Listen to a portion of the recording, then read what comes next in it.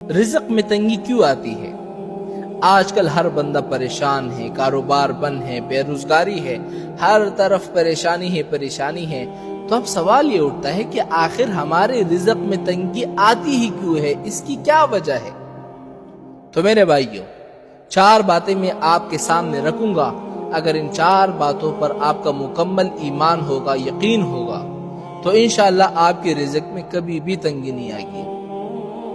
لیکن اگر ان 4 باتوں پر آپ کا ایمان نہیں ہوگا، یا 4 میں سے کسی ایک بات پر آپ کا ایمان نہیں ہوگا، تو شاید اسی وجہ سے آپ کی رزق میں تنگی آ رہی ہوگی۔ سب سے پہلی بات یہ ہے کہ اللہ تعالیٰ نے جب انسان کو پیدا کیا، اللہ تعالیٰ جب کسی بندے کو پیدا کرتا ہے تو 50,000 سال پہلے اللہ تعالیٰ اس بندے کا رزق لکھ دیتے ہیں۔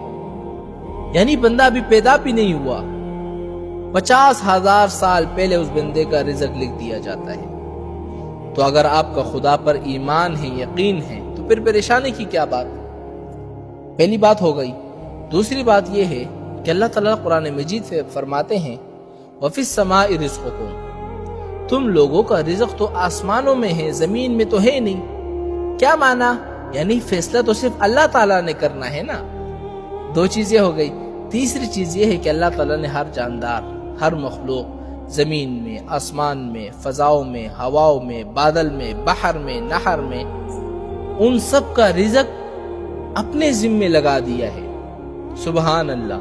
حالانکہ اللہ پر تو کوئی چیز واجب نہیں ہے نا، لیکن یہ اللہ تعالیٰ کا کمال ہے اور رحمت ہے کہ قرآن میں ہے نا وَمَا مِن دَابَّةٍ فِي الْأَرْضِ إِلَّا عَلَى اللَّهِ رِزْقُهَا، کہ ہم پر واجب ہے ان سب کا رزق۔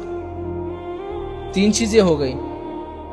چوتھی چیز یہ ہے کہ ابھی بچہ ماں کے پیٹ میں ہوتا ہے، یعنی رحم میں ہوتا ہے، تو اللہ تعالیٰ فرشتوں کو حکم دیتے ہیں، اور حکم کیا دیتے ہیں کہ اے فرشتوں لکھو، اس بندے کا رزق لکھو کہ اس کو کتنا رزق ملے گا۔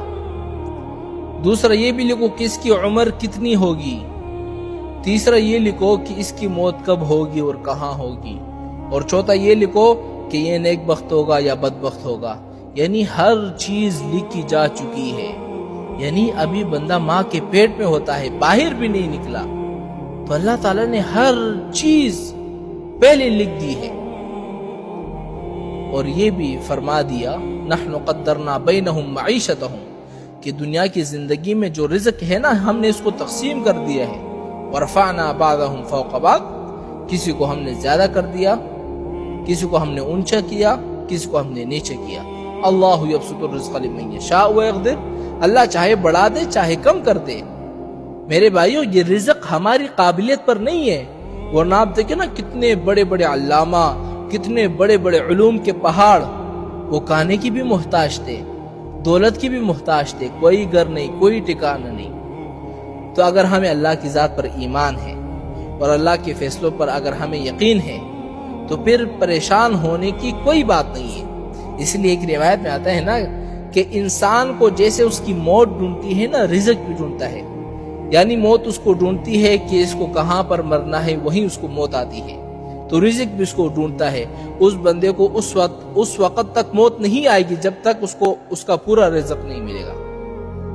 اب آخری بات یاد رکھنا، یہ بڑی اہم بات ہے کہ ایسی پریشانی اور رزق میں تنگی آخر آتی کیوں ہے؟ اس کی کیا وجہ ہے؟ آپ اچھا خاصا کھا رہے پی رہے ہیں، بڑے کام چل رہے ہیں، کاروبار میں فائدہ ہی فائدہ ہے، ہر طرف سے نفع ہی آ رہا ہے۔ قرآن میں اللہ تعالیٰ نے ایک مثال ذکر کی ہے، پہلے میں آپ کو وہ بتا دیتا ہوں۔ ضرب اللہ مثلا كانت قرية آمنة مطمئنة، کہ ایک بستی والے تھے، بڑے سکون سے، امن سے، اطمینان سے رہتے تھے، اور ان کو ہر طرف سے رزق آتا تھا۔ کیا معنی؟ یعنی آسمان سے بارش برستے تھے، زمین سے پھل نکلتے تھے، کاروبار میں نفع ہی نفع ہو رہا تھا، ہر طرف سے ان کے لیے رزق کا انتظام اللہ تعالیٰ نے کر دیا۔ لیکن آگے کیا کیا؟ کفرت بانعم اللہ، انہوں نے اللہ تعالیٰ کی نعمتوں کی ناشکری کی، نافرمانی کی۔ اللہ نے رزق دیا تھا کہ بندے میری اطاعت کرے، دولت آنے کے بعد زنا میں، شراب میں، جوا میں، شباب میں، کباب میں، ان سب چیزوں میں زندگی گزاری۔ کفرت بانعم اللہ، اللہ نے ان پر اپنا عذاب مسلط کر دیا۔ عذاب کیا مسلط کر دیا؟ ایک تو ان کا رزق بند کر دیا، بارشیں بند ہو گئی، فصل ختم ہو گئے، اور دوسری بات یہ ہے کہ ہر وقت ڈرتا رہتا ہے۔ ہاں، ہر وقت کل کیا ہوگا کیا ہوگا کیا ہوگا، بندے گھر سے نہیں نکل سکتے۔ بچے اگر سکول جائے، ماں بیچاری گلیوں میں کھڑی رہتی ہے کہ میرا بچہ آ رہا ہے، کیسا ہوگا کیسا نہیں ہوگا، دعائیں مانگ رہی ہوتی کہ خدا را یا اللہ میرے بچوں کو صحیح سلامت میرے گھر آ جائے۔ یعنی یہ دو عذاب اللہ تعالیٰ اس بندے پر مسلط کر دیتے ہیں۔ تو آپ مجھے یقین سے کہیں، ایمان سے کہیں کہ یہ دو عذاب آج ہم پر آئے ہوئے کہ نہیں؟ رزق بند ہے، ہاں، اور ہر وقت ڈرتے رہتے ہیں۔ اس کی کیا وجہ ہے؟ قرآن خود کہتا ہے بما کانوا یعملون، ان سب کی وجہ یہ ہے کہ جو تم نے گناہ کیے ہیں نا، یہ انہی کی سزا ہے۔ اور یہ بھی حضور کا فرمان ہے کہ کوئی عذاب، کوئی مصیبت، کوئی پریشانی اس وقت تک نہیں آتی مگر جو تم لوگوں نے گناہ کیے ہوتے ہیں۔ تو اب یہ رزق میں تنگی، یہ سارا پریشانی آپ کے کیسے ختم ہوں گے؟ حضور نے کیا فرمایا؟ الا بتوبۃ، جب تک بندہ توبہ نہ کرے۔ اس لیے میرے بھائیوں، ہمیشہ یاد رکھیں کہ یہ جو پریشانی ہے، یہ جو بھوک ہے، یہ جو ڈر ہے، یہ سب اسی وجہ سے ہے کہ ہم نے اللہ تعالیٰ کی نعمتوں کی ناشکری کی۔ اللہ تعالیٰ کی نعمتوں میں شکر کرنے کے بجائے، عبادت کرنے کے بجائے گناہوں میں زندگی گزاری۔ اور اب ہم لوگ اس اسٹیٹ پر پہنچ چکے ہیں کہ گناہ کو گناہ بھی نہیں سمجھتے نا۔ یہ ہماری آخری حد ہے بربادی کی۔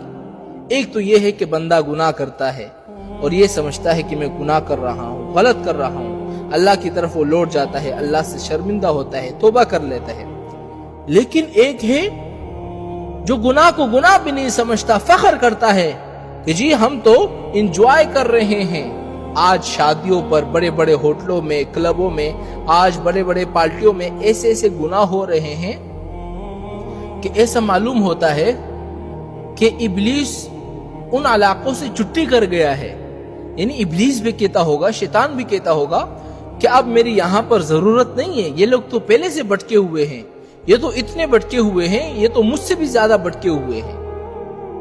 تو ان سب کا علاج کیا ہے؟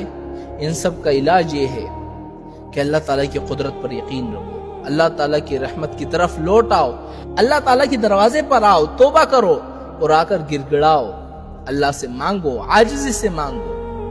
توبہ کرو گے انشاءاللہ میں کہ گارنٹی دیتا ہوں رزق میں تنگی ختم ہو جائے گی۔